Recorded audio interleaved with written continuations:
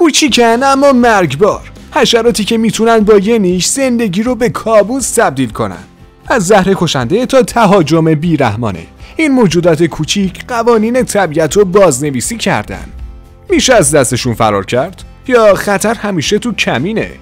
تو این ویدیو با خطرناکترین حشرات دنیا روبرو خواهید شد. حشراتی که حتی شکارچیان بزرگم از اونا وحشت دارن.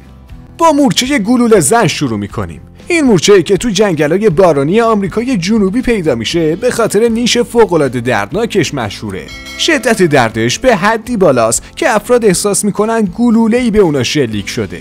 این درد میتونه تا 24 ساعت ادامه داشته باشه.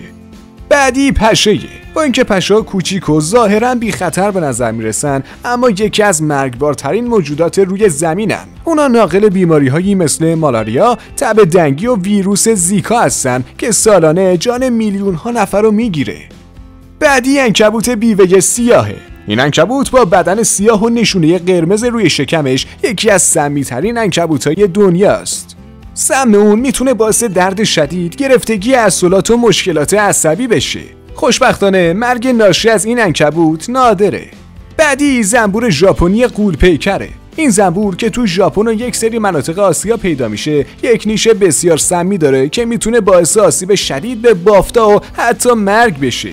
سالانه 10 نفر تو ژاپن به خاطر نیش این زنبور جون خودشون از دست میدن. بعدی ککه. کک‌ها انگلایی هستن که از خون انسان‌ها و حیوانات تغذیه میکنن. نیش اونا باعث خارش شدید و حتی انتقال بیماری‌های خطرناک میشه. یک سری از گونه‌های کک میتونن بیماری‌هایی مثل طاعون رو منتقل کنن. بعدی مورچه آتشینه. این مورچه‌ها در صورت احساس خطر با نیش‌های پیاپی از خودشون دفاع میکنن. نیش اونا خیلی دردناکه و میتونه باعث ایجاد مشکلات پوستی و آلرژی بشه. یه سری از گونه‌های مورچه آتشین حتی میتونن شوک آلرژیک هم ایجاد کنن. اما آخری پشه تسه. این پشه که تو آفریقا پیدا میشه ناقل بیماری خواب آفریقاییه. نیش این میتونه باعث مشکلات عصبی شدید و حتی مرگ بشه. خب امیدوارم که مفید باشه براتون.